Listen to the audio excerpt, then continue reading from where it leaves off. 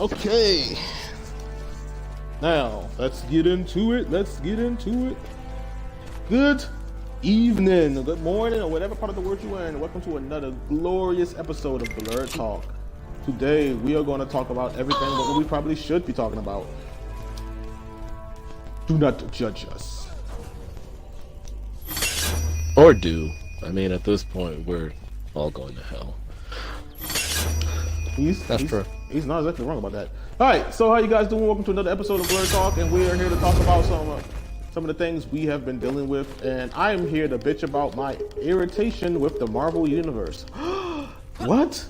I know, Wolverine usually loves Marvel. What is this about? Well, if you guys haven't been following Marvel, I have been actually reading up a comic book that's part of a 3-part series known as Thanos. It is the Infinity Conflict, the Infinity Revolution, and then the Infinity End. And in the Infinity End, they kind of retcon one of the biggest and most important characters of the entire Marvel multiverse. And I don't know where they're going with this. I honestly don't. I don't know if they're going to I honestly don't know where they're going with this whole thing. And that's the thing. So I'm just gonna put it out there. Based on the new Marvel retcon, the one above all is no longer omnipotent.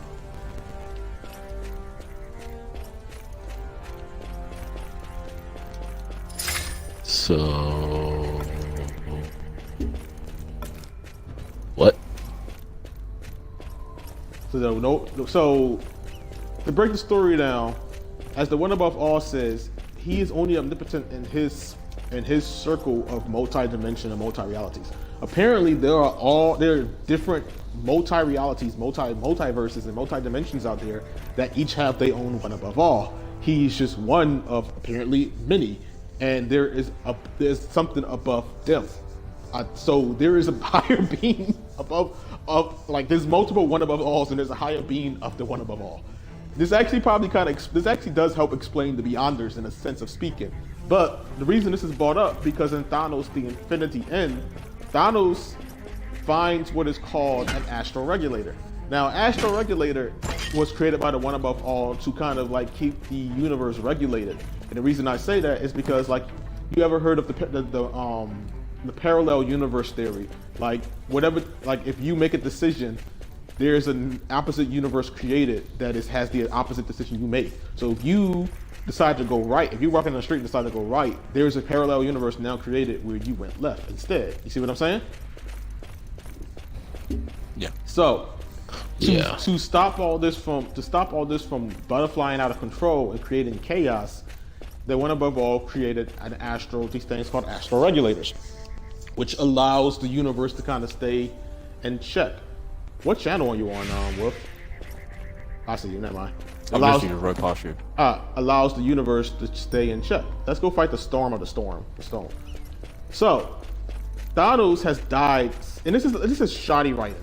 So the Living Tribunal asks, what stops other powers, for like example, the Living Tribunal himself, or Eternity, or Infinity, using the astral regulator to use against the one above all?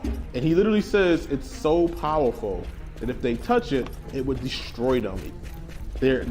But here's the plot hole in the story, and this is a big fucking plot hole. Thanos has been killed so many times that he cannot die. So because of this, he actually can touch the astral regulator. But that's the plot hole in the story.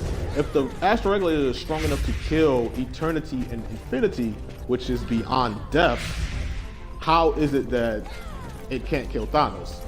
Big plot hole, right? Big fucking plot hole. But whatever, he touches the astral regulator, he doesn't die. He turns into a giant skeleton, and he still manages to grab it and contain its power. So at that point, he goes on this vendetta, or this campaign of absorbing all the abstract internal beings. So he went and absorbed death, he went and absorbed eternity, infinity, he absorbed all the celestials, he absorbed all these powerful beings into his body. Now the entire time he's doing this, the Living Tribunal and the one above all are just watching him do it. Or just watching him do it. And so after he absorbs all the high beings, like Oblivion and all of them, all the universal beings, the beings that are above all power, after he absorbs all of them, finally the Living Tribunal and the One Above All face him to fight him. And he absorbs them too and becomes basically Thanos above all. He basically becomes the new One Above All. Here's the biggest, if I had to say, shoddy fucking writing I've ever seen in a comic book. How he loses the battle, how everything fits, is this entire time Thanos is fighting to become this ultimate being. He is being talked to by a future version of himself that has gotten only as far before absorbing the One Above All. So in the future version of himself is leading him through all this stuff, and when they finally become one and he becomes Thanos above all, the future version of himself wants to use his power to erase everything because he believes there's no point to life. There's no point to life, so he's just going to destroy everything in his universe and makes it into nothing but blank nothingness. But the original Thanos doesn't want to die.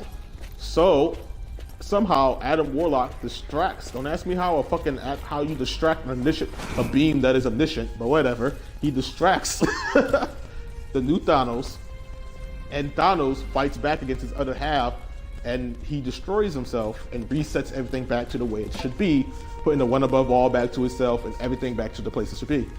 And that's how it ends. I'm mad at this entire fucking story because of obvious fucking plot holes, but just it's such shoddy fucking writing to me. It's just shoddy writing to make Thanos more powerful than what he already is. And you did so much. They wrote themselves into a fucking corner, and the ending was just lackluster as fuck. And that's my view. What do you got?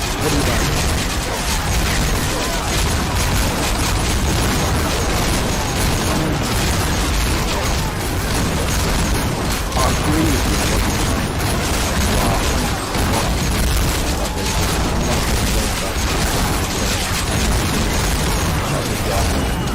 You just took the words from my mouth, but even when you brought me through from the start till the finish, and obviously how he could be, how they made Thanos actually more powerful than what he already is. So you guys, as you said, he like the powerful being going. He had control over the Infinity Stones. This man could control time. He could control everything, every single little thing, particle, and literally little everything.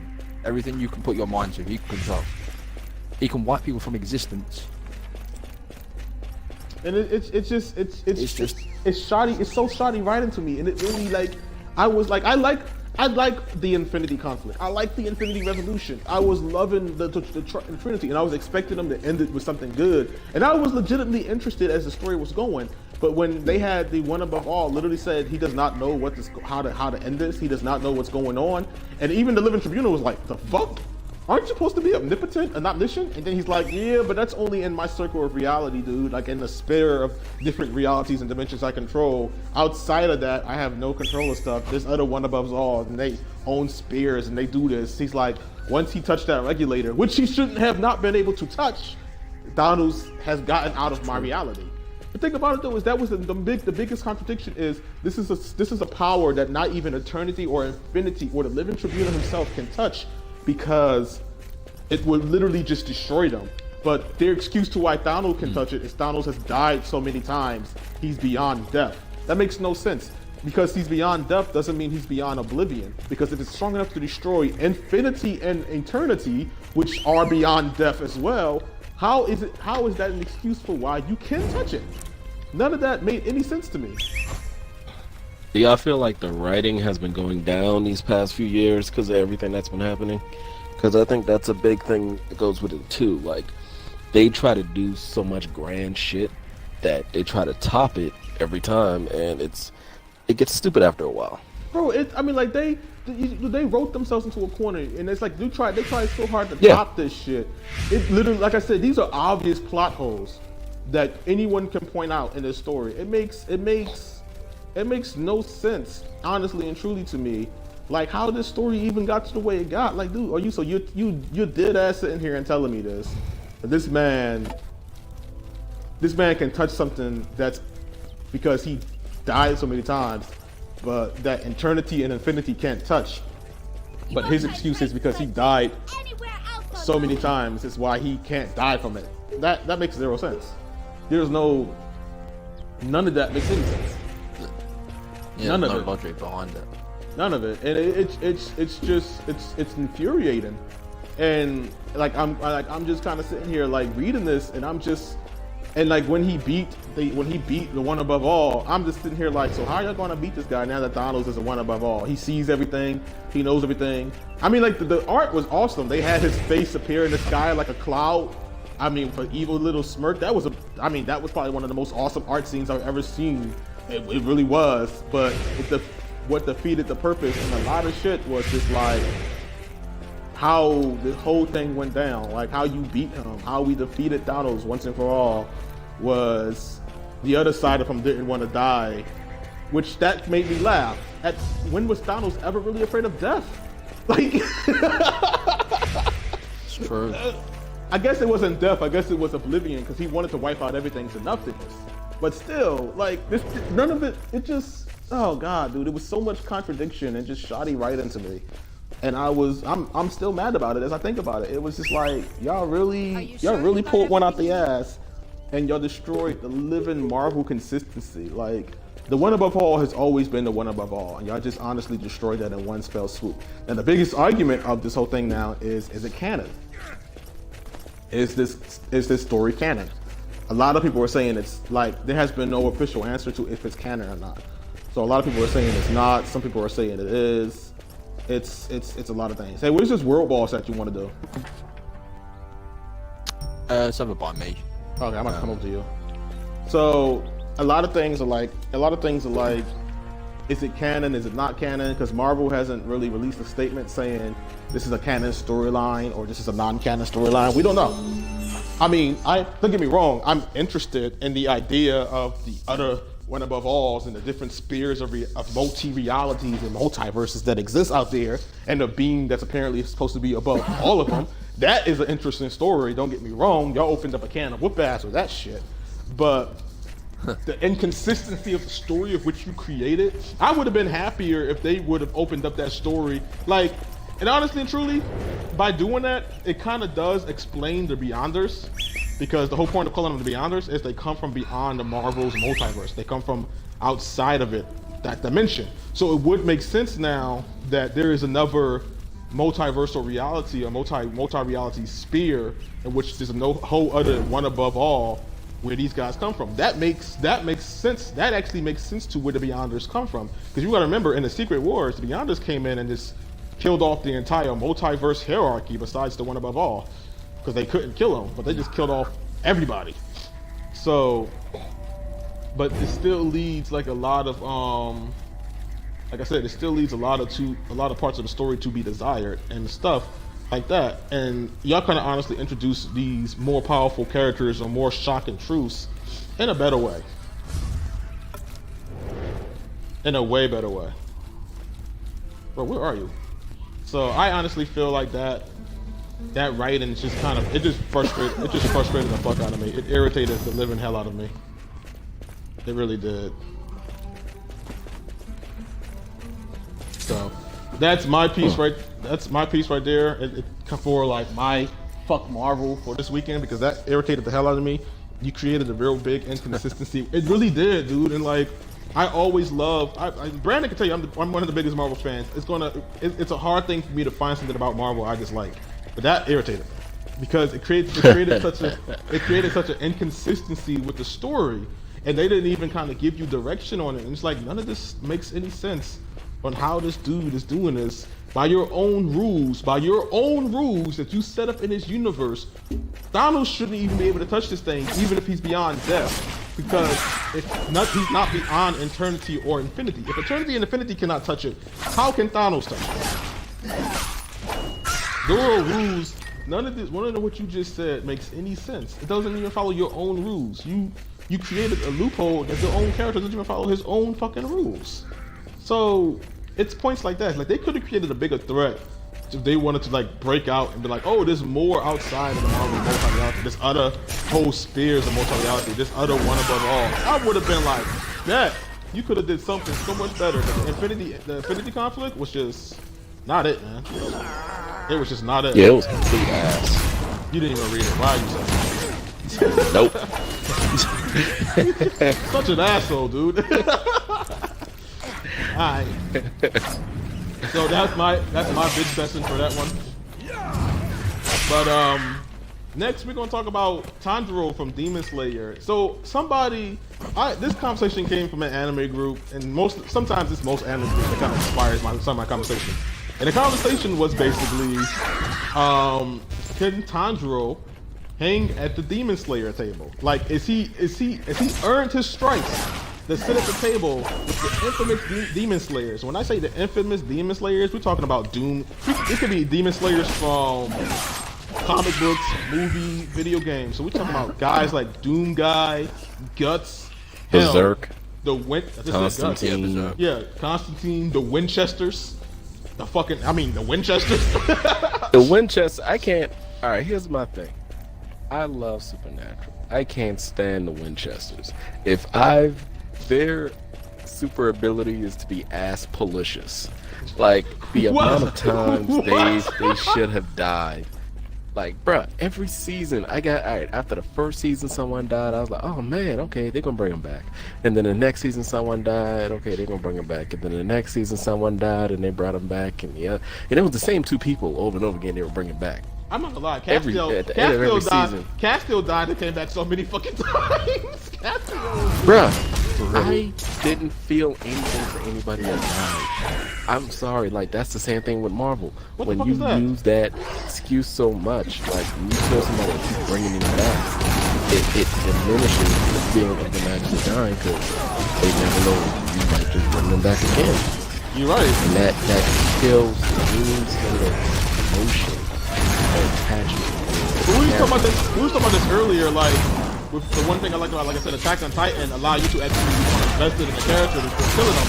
You actually felt something when that character died. You were so invested in him. Take your word for it. Yeah. Yeah, I forgot. You didn't hear something.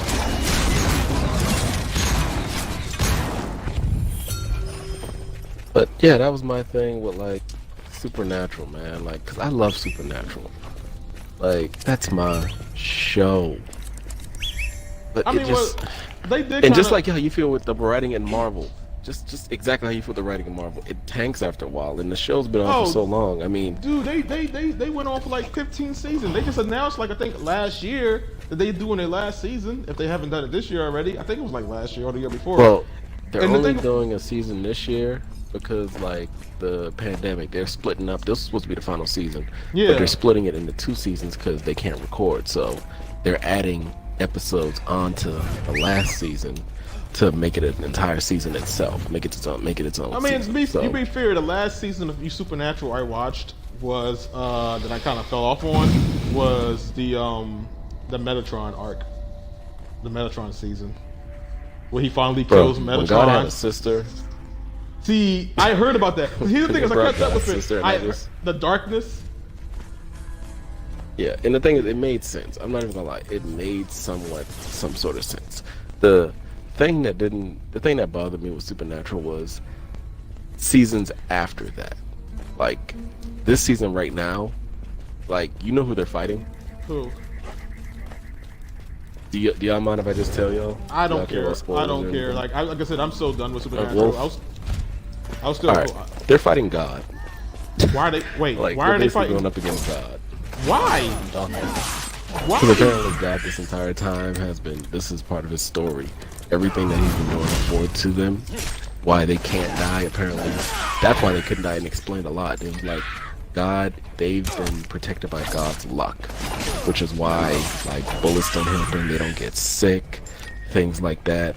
And it made so much sense. It was like, every time you were supposed to die, or every time you were in a situation where you should have easily died, that was my luck protecting you. Wait. And now they don't have it anymore. There was a situation where they died and went to heaven, and the angel Zachariel actually explained, "You died a number of times. You just kept bringing you back because you're supposed to be the vessel of Michael and Lucifer." So what you basically telling me is, again, more shiny writing. They killed both of them niggas. Both of them niggas dead. Michael and Lucifer dead. We know Michael and Lucifer is dead. I know that part from like just keeping up with the wiki. I'm saying like in the season when Lucifer first got unleashed, that was the excuse that Cariel gave to Dean and Sam and Dean when they got shot in that hotel and went to heaven. And he's like, "What, you think this is your first time in heaven?" He's like, "No, y'all died." He's like, "Y'all died all the time. We just keep bringing y'all back because you have a bigger destiny at hand." So now what you're telling me is they basically they just rewrote that whole part. Basically, sounds lovely. So this being short. So so God's luck has kept these motherfuckers alive this entire time, and now they don't have it no more. So why are they fighting God? Apparently, God's been being a dick. I mean, which isn't anything new, but I mean, have you read the Bible? Apparently, he's had to go to school for it. But like, it's basically like God showed up at the end of something. They did something that wasn't part of the plan, and he showed up to fix it, and they shot him with a magical gun. That shouldn't work on It's a gun that can It's a gun that God made that could kill him. I don't know why he made it. Why would you make a gun that can kill yourself? That can kill you? But it doesn't really kill you. It links people's souls together.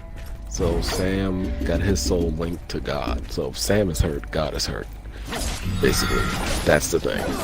Well, come over so here. He can't really kill Sam because I think it's something like he can't kill Sam because if he kills Sam, he'll kill himself. So he's trying to wait to break the curse of the gun so that he can finally kill Sam.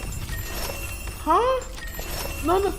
Yeah. You know, I used to love Supernatural, but none of this makes any goddamn sense. None of this never made any sense. I mean, it kind of did based off the supernatural lores of monsters and creatures, and even the angels being dickheads was pretty cool. But like, I believe that. None of this, I mean, if you look at them, they kind of are. Like, none of this makes any sense at this point. Like, this, what? So you telling me he gonna get away? He got away. So none of this makes any sense at all. So you telling me that he just... I'm so confused. So wait, I heard they was fighting God's sister, the darkness, but they was fighting somebody else called Oblivion, pretty much too. No, it's the quiet or something like that. It's just a manifestation of like darkness. Nothingness. Yeah, basically the nothingness. Yeah. The quiet. I heard about that. So okay, so now God is the enemy. So they're gonna kill God. Like imagine that's how it ends, and then what? So they're mad because they're in God's story? Or something like that. Oh man, that sounds about as confusing as you just tried to explain it. It is. I have no idea what I just said. Oh my god, dude. They should have just ended it after the whole I think, like, reading up on the wiki, they should have ended it after the God's sister part. After you was like, God has a sister, and they defeated the darkness. That would have been, yeah. Because I was kind of they lived happily ever after. God goes back to heaven. After that was confusing. God, I mean, like, even the part of the quiet, you know, Oblivion can make some sense, but like,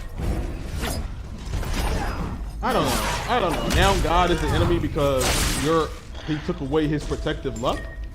Why would you be mad about that? Well, he took away his luck because they shot him and did something trying to like get rid of him. Why did they shoot him?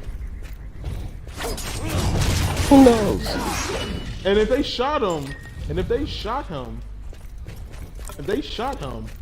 why didn't he see that coming? All knowing. This makes no sense. This makes zero sense. I am mad and confused at the same time. It's like hitting puberty all over again. What is happening right now, man?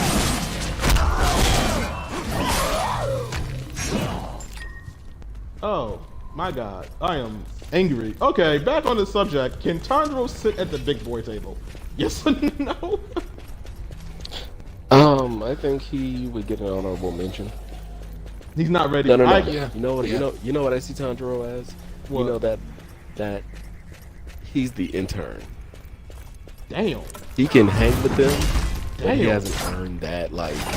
Damn. He hasn't earned that like seat yet. He's the Robin. I mean, let's be fair. He's Robin trying to get into the Justice League. Basically. Yeah, let's be fair. Like, how many episodes for Demon Slayer? Like 24 episodes? 24 episodes? He's only killed like what? 5 demons? Actually, if you count it, well, probably more than 5 because there was that trial when he was in the forest. But I'm definitely going to say that his numbers probably aren't even triple digit yet. He probably don't even have triple digit numbers yet. And don't get me wrong. I don't think so. Don't get me wrong, bro out there slaying demons. I give him credit for that. He out there getting them demons. But he hasn't done, in my opinion, from what I've seen, he hasn't done anything to actually like get those numbers up, man. Like you talk about, and this is really the thing, when somebody talked about Doom Guy, they was like, somebody talked about Doom Guy, and the thing I was saying is like, Doom Guy, this is how you know people who don't play Doom. Doom Guy, bro, Doom Guy went to hell and killed demons. He went to their home base. That's the definition of pull up. Pull up. This man went all the way. He was like, nah, I'm not gonna wait for them. I'm not gonna wait for them. I'm not waiting for school tomorrow. We not waiting after class. I'm going to your house. He walked straight into hell and was like, square up. Walked straight into hell and was like, square up. And I mean, every demon looking at him like, word? This man serious. Pulled his shotgun out. They had Knuck If You Buck playing. He was ready. Yo, he walked in there, man. He walked in there with an attitude and was ready for all the action. He wanted all the smoke. So like, when you look at him, Guts, we're not even gonna talk about, Guts was killing demons before he even knew what the hell a demon was. Guts didn't even care to ask questions. He was just like, what the hell is that? Kill it! Like, Guts' definition was like, it looks killable, let's just see what the sword works.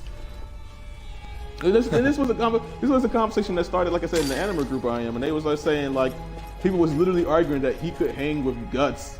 People was arguing that he could hang with Inuyasha. And I'm just thinking, like, really? Wait, what?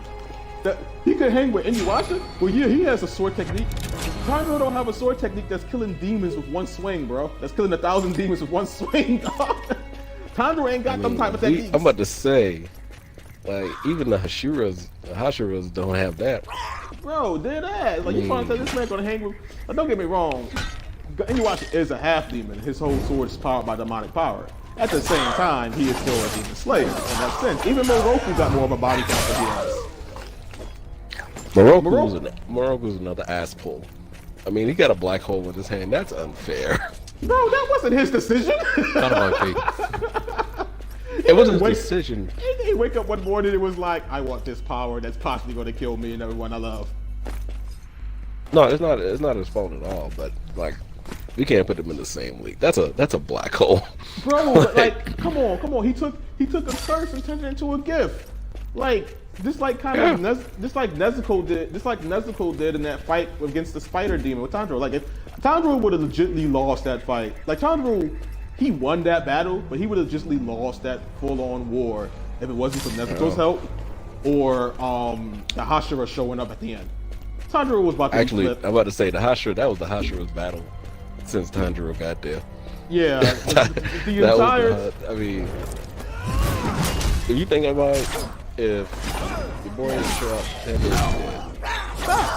Facts at all. But I'm saying, like, Nezuko helped him get close. Nezuko really helped him close that distance. Oh yeah, bro, he exploding blood.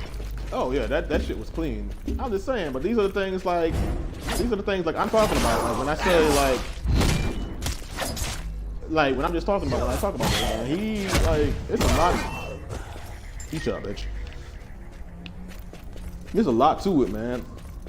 Like Tanjiro got some work to do, dude. He's not even up there on the hostile level, and you're trying to put this man on like intense demon slayer levels.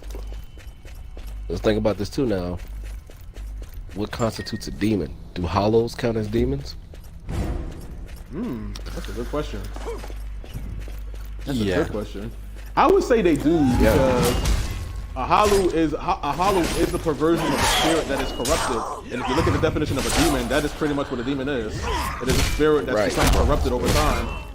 There's different names, and that brings in all kinds of other The characters from anime. Oh yeah, the fucking whole goatee 13 right there, man. The whole goatee 13. Tanjiro ain't even. If Tanjiro died, I can see him becoming like a lieutenant. Not even that. Even if Toshiro can do it, because Toshiro's ass. If Toshiro can do it, Tanjiro can do it. You hate Toshiro like that? I don't hate Toshiro. Toshiro just Alright, let's get this dude. You hate Toshiro. We had that conversation last time about you don't hate him. Why did he annoy you? Okay. Maybe it's just a Kubo woman. But actually, I don't like how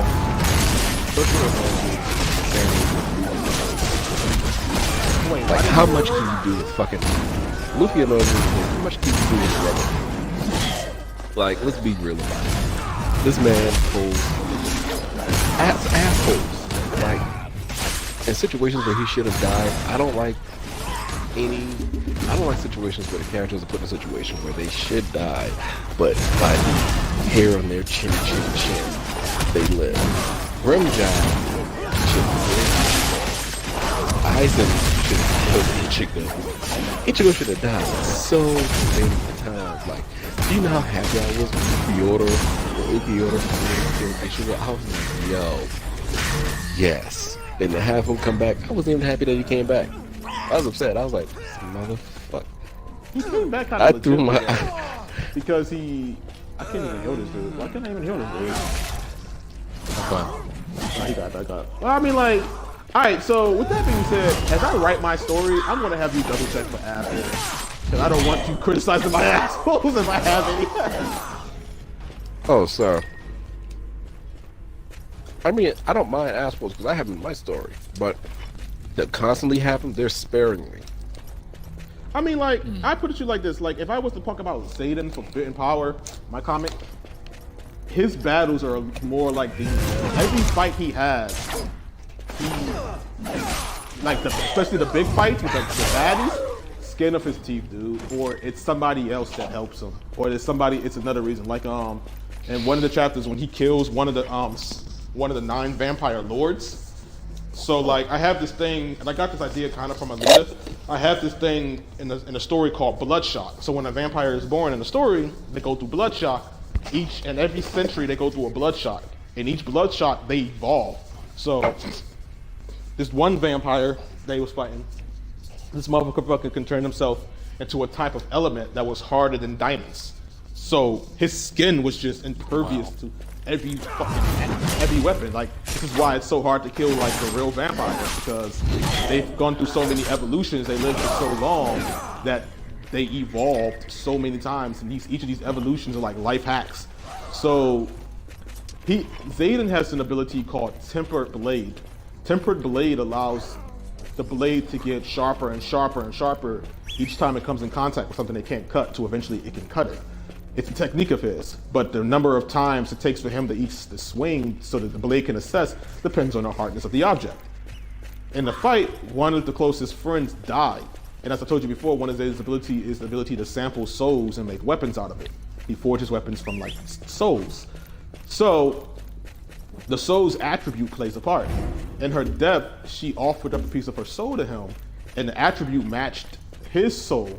So what it did was it upgraded one of his swords, and then that upgrade, damn dude, what is that? and then in that upgrade, it made the sword ability, Tempered Blade, become strong enough to actually cut through it. But see, some might call that an ass pull, but I feel like nah, because if she didn't alpha up that sample, Zayden would have never won that fight. So would you call that an ass pull, Brandon? No, because you explained it. I just explained that that's something that could happen. Yeah. So I just kind of want to bring that up. You kind of just gave me an idea. I'm going to have you start checking my writing. But Damn, where did you go? What this up? Dude, I barely check my own writing. That's right. You got your. I've got another world boss to find out. But so we're all in agreement that Sandro can't sit at the big boy table just yet. He's not ready. That's it. Agreed. All right. So next topic we're going to talk about is Brandon's confusion with Robin Hood. It's not a confusion. This is gonna be a short topic. Listen, all right. The man steals from the rich, gives to the poor, right? Yeah. If he does it enough, technically the poor will become the rich and the rich will become the poor. Will he have to steal from the people that he made rich to give back to the poor who used to be the rich? I mean, logically. Right, so the origin of Robin Hood is that Robin Hood was actually sent by the angel who was higher up than Lucifer. It's not Gabriel, he was higher than Lucifer. And he Michael? was sent as Michael. And he was sent as a guardian over the poor. I He never became heard that corrupt. story. What? Right, He so became this corrupt? is the real meaning behind Robin Hood. He became corrupt, so he was banished to Earth, so he lost his wings. So he could never make it back to the gates of heaven. So, when he was on Earth, he made a pledge to the Baron, which at the time they were very strong and powerful people. He said, for your people, who are very poor, I will take from the rich to give to your people. But what he didn't tell the Baron is, when the poor people become rich, he will do vice versa. So he will never be committing a crime, but he will never be doing a really good duty. So he will never ever get his chance to go back to heaven. Well, when Judgment Day came for him, he was still put in purgatory, and they say until this moment he still is in purgatory. So he's still being judged on his sins and on being washed away of his sins by taking from the rich to give to the poor.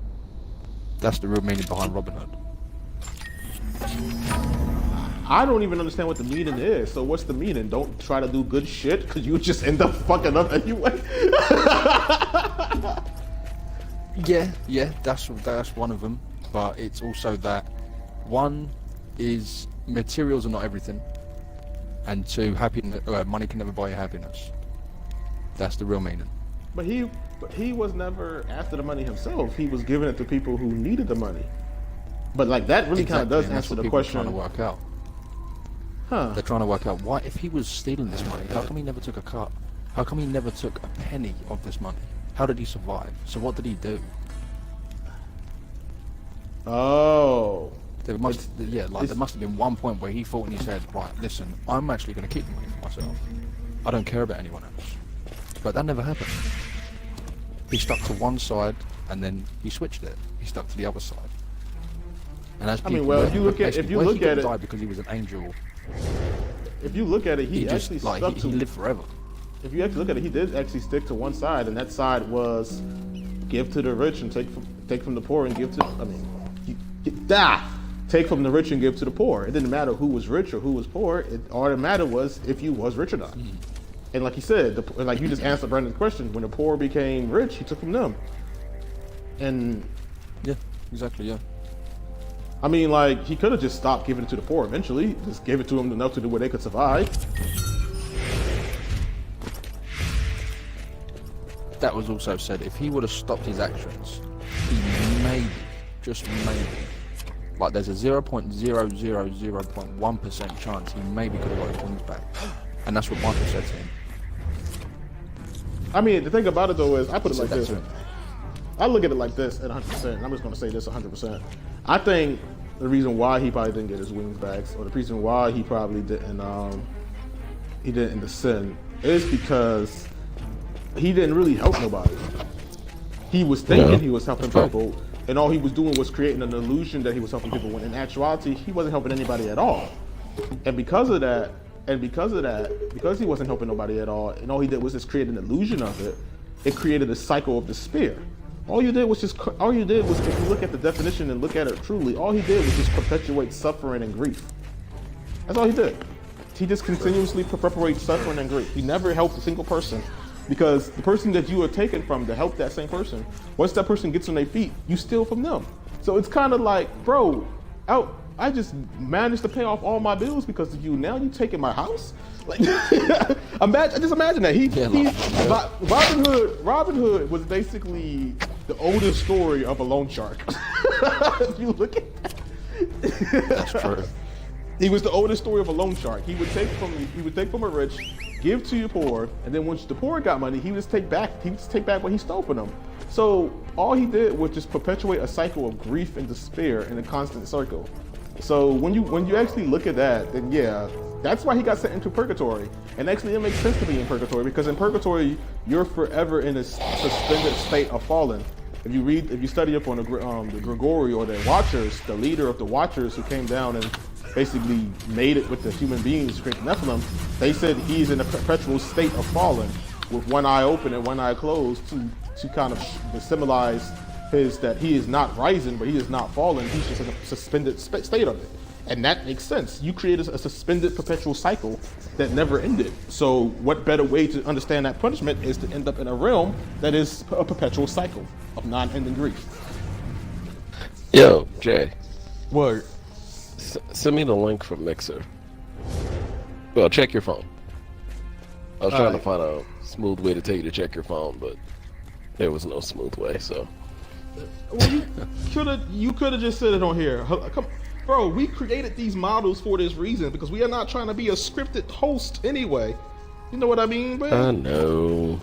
You done fucked up, Aaron. Alright. Next topic. Let's see. Alright, I sent you the link. Alright, next topics. 3 animes that you would make mandatory for your kids to fucking watch.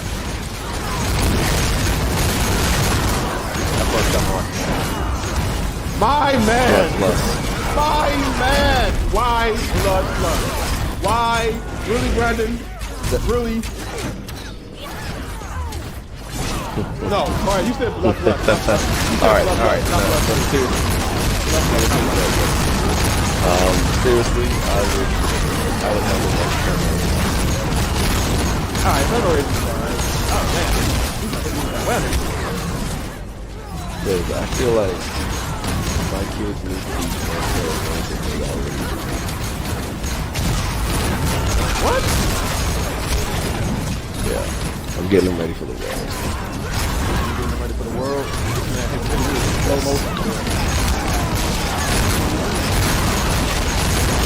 Alright, so you have to pick 3 mandatory anime.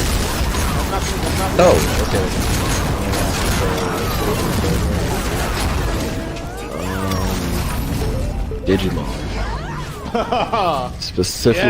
Specifically Tamers. Really? You picked Tamers? Not the first 2 seasons? No, those 2 seasons were good, but they were really lighthearted. I need my kids to be. I need the fear. Wait, case closed.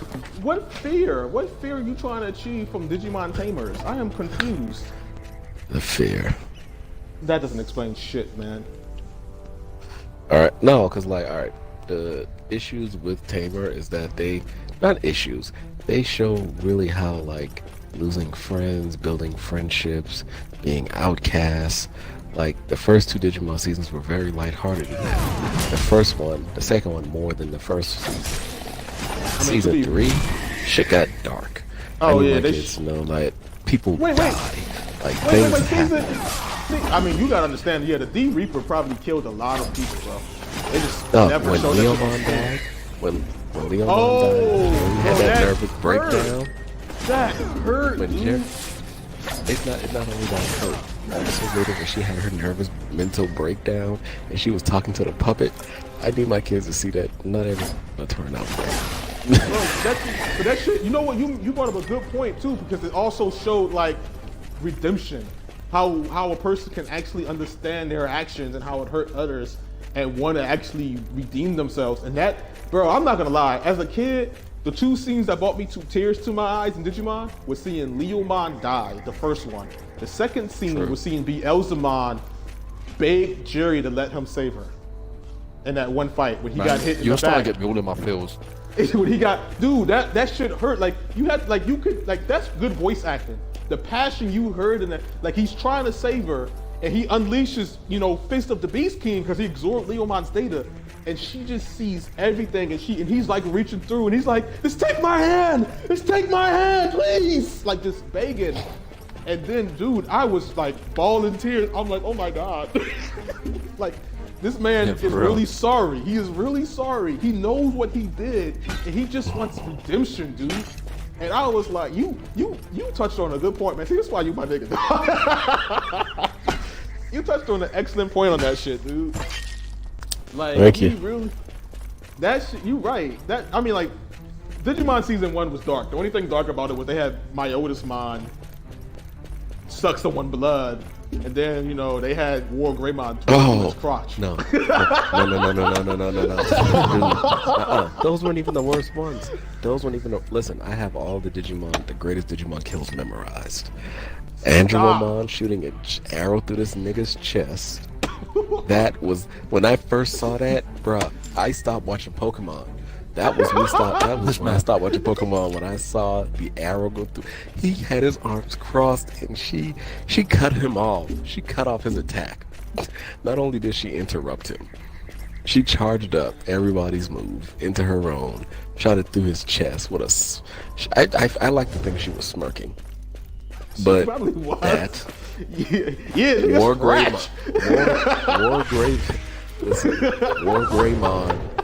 War Greymon versus Metal Seedramon, where he drilled through his attack and his nose, through his body and came out of his ass. Peace. Yeah, that was brutal. That was some brutal shit right there.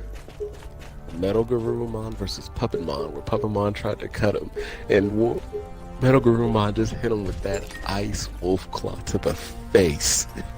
And he was just laying there, just like clock ticking. Just thinking about what he did. Yeah, that, like, some of the best those were in Digimon, and I don't care what anybody says. Like, damn, bro, you've been making some dark ass points there. I have not been paying attention.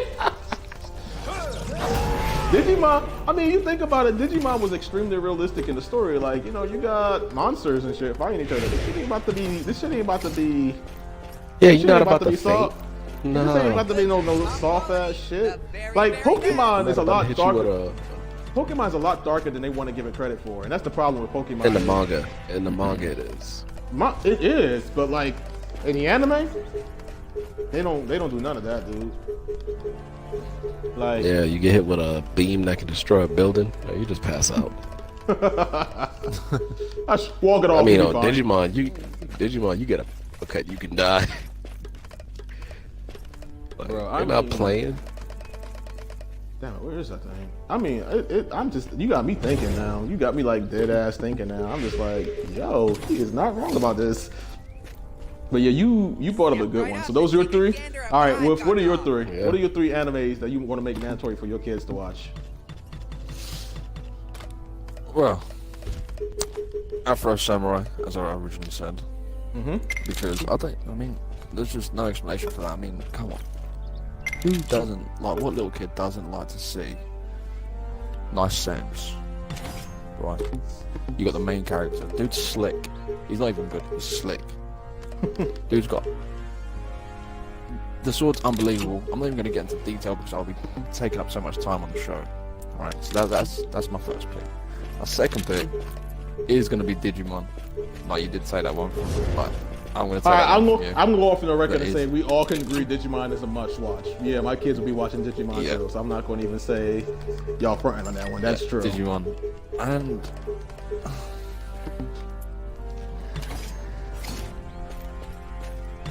oh, man. No. I'm not even going to say Pokemon, because I watch Pokemon, and yeah, I swear, like, nah, like, my kids are not going to watch that. My kids are not going to watch that garbage. Nope, definitely not going to watch that garbage. Just give me a second. I mean, the very, very, very first and original Naruto. Ew. The original Naruto. Ew. I'm sorry, I just don't agree with that. Yeah, I mean, I enjoyed it, but obviously as a kid I loved it. The minute my kids I start love running it. around yelling, believe it, if the dad knocked their head between the tub and the toilet. What is your future wife gonna think about that? You're just gonna abuse, just gonna slap the shit out of your kid. I don't know Believe what it, she shut gonna, the hell I up. don't know what she gonna think, but she gonna believe it. I mean, I've already got my daughter already runs around like Naruto, so it's all good. I'm one step closer. God, say it But, again. I mean, Say it again. I'm so done with y'all. I mean, she loves Digimon. I mean, she loves Digimon. It's good. You're doing something right. I mean, yeah, exactly, yeah. But I mean, I have no explanation for Naruto. I mean, I just enjoyed it, so I was just thinking, yeah, you know what? I'm just gonna put it out there. All right. Okay, I can see that. I can see that. All right. So for my 3, of course, we said Digimon. Digimon is a buzz. Digimon is a total consistency. Full Metal Alchemist Brotherhood. Oh, facts. That's just. Why? Slipped my Because mind. okay, so here it's not just because it's a good anime, but I believe these are important life lessons to learn from this anime, and that is that every action has a reaction. There are consequences to your action. Be aware of the choices you make. And one of the best life lessons that honestly and truly I literally repeat to my juniors that I work at, that work under me, because it's so fucking true, is anything worth having, you have to give something for in return. Equivalent exchange. You cannot expect to get something of greater value of something of lesser value. You have to give something of great or equal value to that to get something worthwhile out of it. So I believe those are actual very good life lessons that are important to be taught and to be remembered. And I mean, that's the whole point of what I want to actually still teach. The final one, and we talked about this earlier, would be Code Geass. Now this one was kind of a coin toss because it was going to either be between Code Geass and Inuyasha. I like Inuyasha for like the romance part of it, and it's a good story and stuff like that. I mean, it could teach you the lesson of never giving up. But Code Geass, for the fact that the lesson that Code Geass teaches you is a lesson that every young boy or girl should probably learn growing up. And that is, life doesn't always go your way. Every action you make is gonna have someone else probably working with or against that action. And you may have all these plans, these desires, these dreams to do this stuff, but understand that life is not always gonna par or like work with you. You have to fight for what you want. And in the end, to actually truly get what you desire, you may end up sacrificing yourself for it.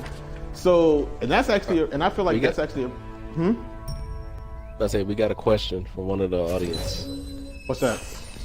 It's from Amber. She asks, do you think all the blame should go to Ed because he's the older brother? Damn. All right, so first of all, I partially do blame Ed, but I can't blame Ed too because Ed wised the hell up and he took responsibility for his actions after a while. Ed realized his fuck up and was like, we need to fix this. I will give him credit doing that. Lastly, I kind of blame the parents. Like, Hohenheim knew what his kids was going to be about before this whole shit happened. Hohenheim knew, and Hohenheim was like, nah, let me just leave these alchemy books around these. He gets a pass. He gets a pass. You gonna give him a He's pass? an anime dad.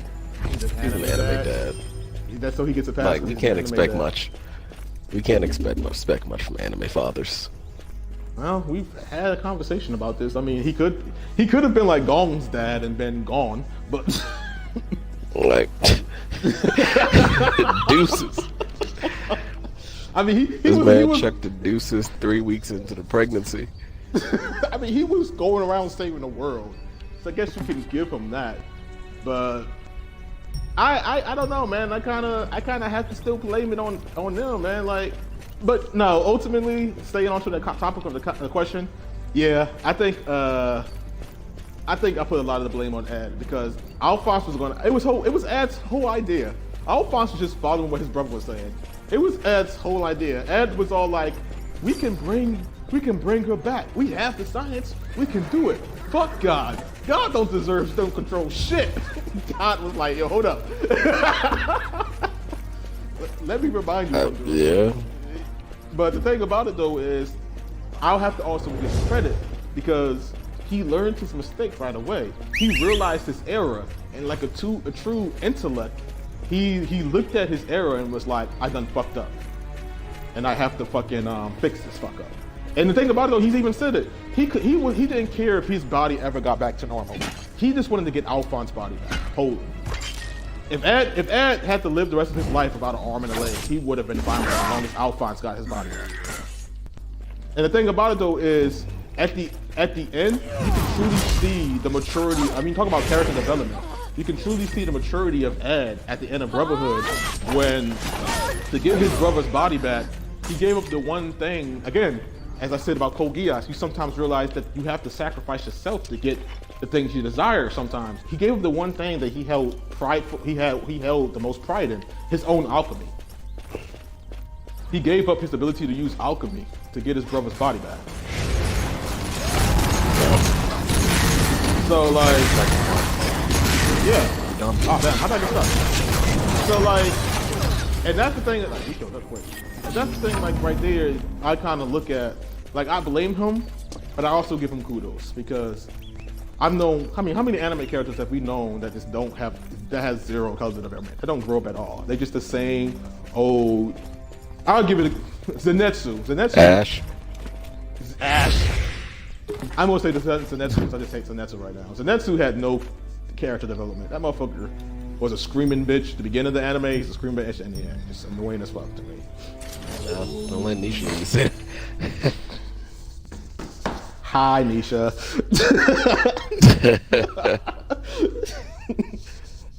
But those are my 3 animes that I will have to have my kids watch because of the life lessons they teach. All right, next topic because we're starting to run out of time. Favorite anime weapon? Favorite anime weapon? Yes.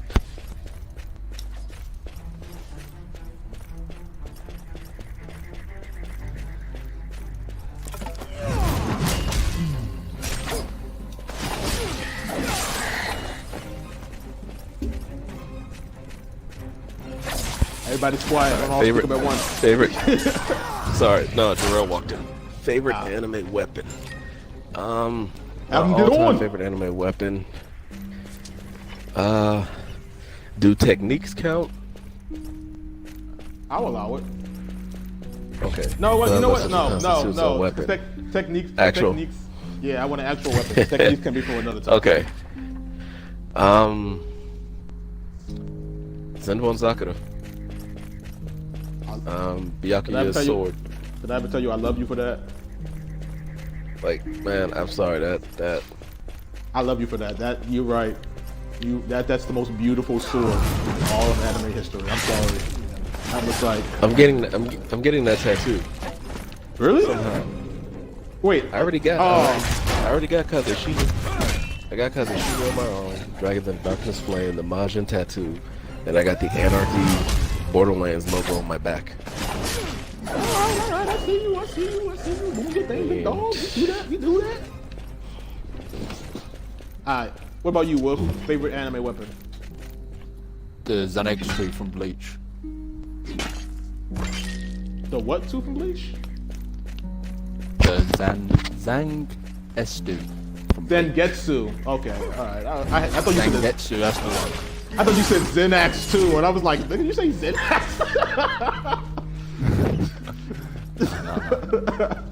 Alright, Zangetsu, why?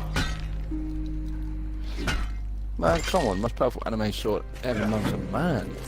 I beg to differ. Everyone. I'll go. Well, why? Because we're not going to get into the Ichigo conversation today. No. Alright, so Zangetsu. I'll have to go with Text Tiger. It's Text Tiger. You wouldn't be able to use it. You don't know that. Like, you won't be able to use, like you will be able to use, like you'll be able to use Zenbone Sakura. Like, you're going to be able to use that sword. That sword going to look at you and spite you. I like the even though He's not a weapon. Yeah, the creator does hate Vegeta. Oh, Dre, yeah. Jay agreed. He heard. I can hear him, yeah, but the creator does hate Vegeta. He does. But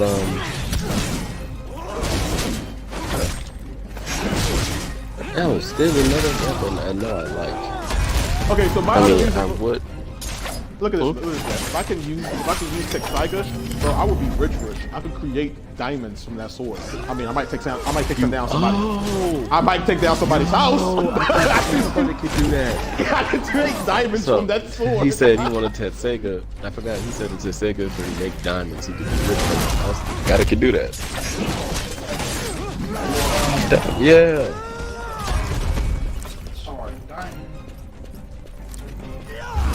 Diamond barrage. Okay, I see you. Alright. Adamant barrage, yeah. But those are my weapons. That's me. What about Jarrell? What favorite weapon would he pick? Because he's in the room with you. He said what? Yeah. Well, he said if it was techniques, he would say the Big Bang attack from the judo. Well, we'll do techniques It has next to be a episode. weapon now. Yeah, we'll do techniques next episode. The red try. Vassar. Oh wait, who? Vassar. Okay, he said Vassar Stampede's gun. Now, if we talking about that, I want Wolfwood's cross gun. Wait, stop. Like, let's look at the actual, you know what? I can't even talk, because Tetsaiga's probably a heavy-ass sword. But that gun, Yeah. according to the actual anime, those guns are, like, you have to actually look how strong Wolfwood and Vash was. Those guns was heavy I as will fuck, put dude. wheels on them. I'll Put put wheels on wheels on a handgun? them. Yeah. He's gonna have a Mini he's gun, gonna a show up to a rocket launcher, and gunfight. 2 guns on the side. I mean, Shit turned to a rocket launcher. That's just. I was like, man, this shit is fire. Who's the Ross Brand? You gotta be Brandon. Okay, Brandon. Put the it this, Ross put it this. Priest, the Ross Brandon. Priest I've ever seen in anime, Trinity. Brandon. I know. Right. Yeah. I say he's one of the Ross. I've been thinking of Trinity Blood. Wait, that's another topic for another. We'll say that. I'm sorry, It Jay. really Go ahead. is. And next time, get Jarrell a mic. God damn it. Jarrell needs a mic. He has a PlayStation. You have an extra mic. Just put him on a guest account. I told you how do to have an this. extra mic. I hate you. If y'all listening, this is literally my gripes with Brandon sometimes. Let me help you, young You did one. tell me this. You did tell me You this. literally called me and asked me this question. Like Tuesday. You I called me did. this past Tuesday and asked me this question. I did. And I have memory issues. God damn it, dude. Alright. But I challenge you to do this. Instead of getting wheels for the cross gun, just get buff again, dog. You have reason to work out That's now. so much work. Stop being lazy. Work. Stop being lazy. Stop being lazy. Hold on. Don't. Alright, final topic of today. And maybe next week we'll do Brandon's random topic. Yeah, we haven't done it. Hey Brandon, when was the last time we did a random topic?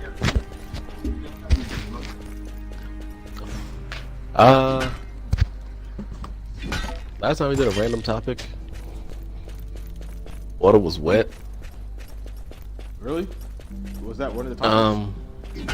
No, but you see, I haven't been able to do a random topic in a minute, man, because my mind's been so stacked with so much. But I mean, let me see if I can pull something out. I mean, I got a topic. We could just wait for next week, man. I just want to know. Oh, if you had any go or ahead. not. All right. Favorite comic book vehicle? Oh, wait. Oh, damn. Comic book. Shit. I thought you were about to say anime. I got your ass. Gotcha, bitch. I was about to say heavy. I was about to say it's between Heavy Arms Custom or Liger Zero Panzer. Yeah, I knew you had tons of anime ones, but gotcha, bitch. Oh, okay. Comic book. Comic book. It's kind of hard because it's not too many. It really that is. Use vehicles like.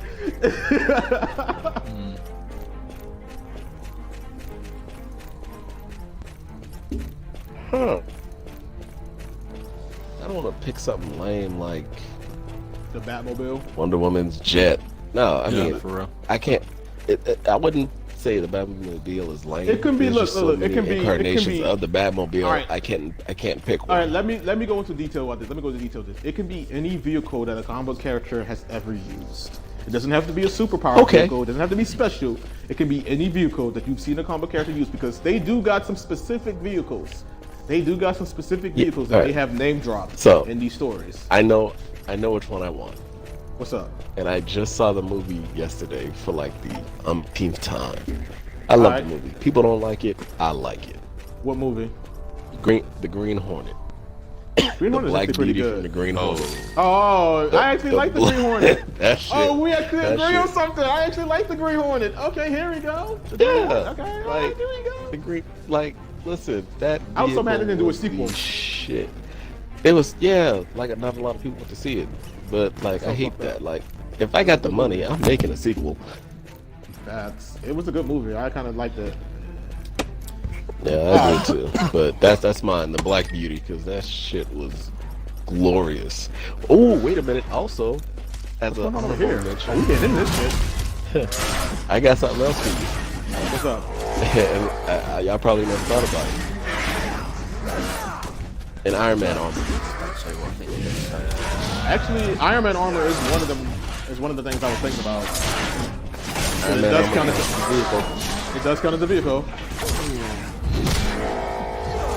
Wait, what did you think I was gonna say, bro? No, yeah, it was literally Iron Man. It was literally, but I was thinking to myself, hold up, we are talking about advanced technology here, and obviously it's a supercomputer as well, so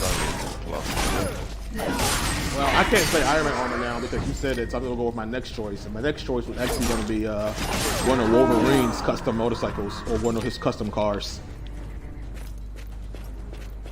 got it. Got it.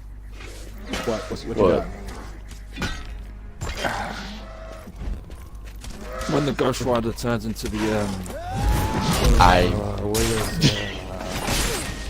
But see, okay, all right. For the sake of the conversation, if you have that kind of vehicle, you have to have all the accessories that come with it. Meaning, you have to have the Ghost Rider's power. Yeah. You just can't have a flaming car. Yeah, You have to 100%, literally be the Ghost 100%. Rider. Love it. You would have to accept the terms and Yeah, I love conditions it. of being. You just Yep. you just sell your soul to the devil like that, with no questions asked. Done.